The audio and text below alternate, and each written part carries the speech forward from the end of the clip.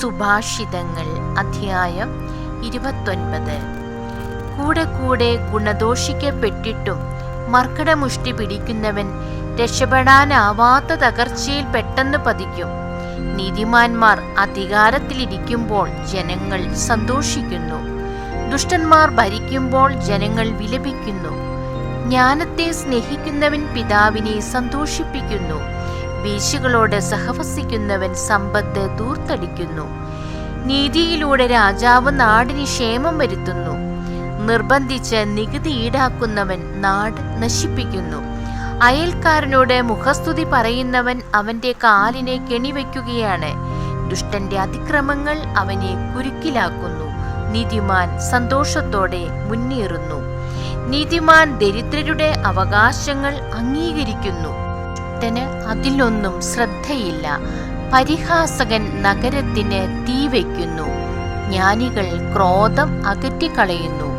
ജ്ഞാനി ഭോഷനുമായി വ്യവഹാരത്തിൽ ഏർപ്പെട്ടാൽ ഭോഷൻ കലിതുള്ളുകയും അട്ടഹസിക്കുകയും ചെയ്യുമെന്നല്ലാതെ സമാധാനം ലഭിക്കുകയില്ല.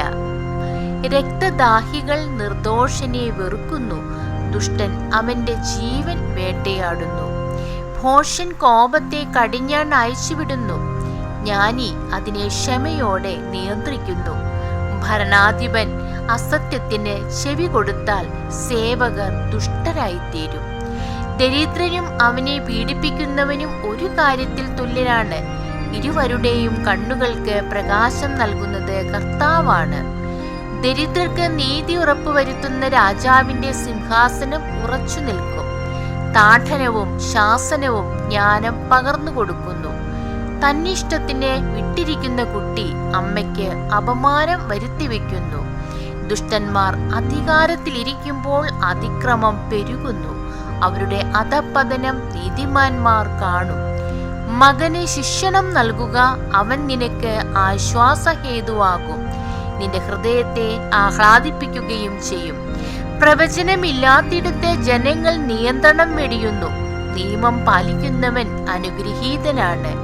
വാക്കുകൊണ്ട് മാത്രം ഭൃത്യനെ നന്നാക്കാനാവില്ല. അവൻ മനസ്സിലാക്കിയാൽ തന്നെയും അനുസരിക്കുകയുമില്ല. വാതോരാതെ സംസാരിക്കുന്നവനെ നോക്കൂ. ഭോഷന് അവനേക്കാൾ ഏറെ പ്രതീക്ഷയ്ക്ക് വകയുണ്ട്. ഭൃത്യനോട് ചെറുപ്പം മുതലേ അമിത ദാക്ഷിണ്യം കാട്ടിയാൽ നിനക്കുള്ളതെല്ലാം അവസാനം അവൻ സ്വന്തമാക്കും. രോഷാകുലൻ കലഹം ഇളക്കിവിടുന്നു. കോപശീലൻ അതിക്രമങ്ങൾ വരുത്തിവെക്കുന്നു. അഹങ്കാരി നിലം പതിക്കും. വിനീത ഹൃദയൻ ബഹുമതി നേടും. കള്ളന്റെ പങ്കാളി തന്റെ തന്നെ ശത്രുവാണ്.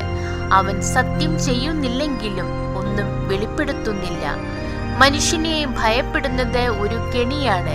കർത്താവിൽ വിശ്വാസമർപ്പിക്കുന്നവൻ സുരക്ഷിതനത്രേ.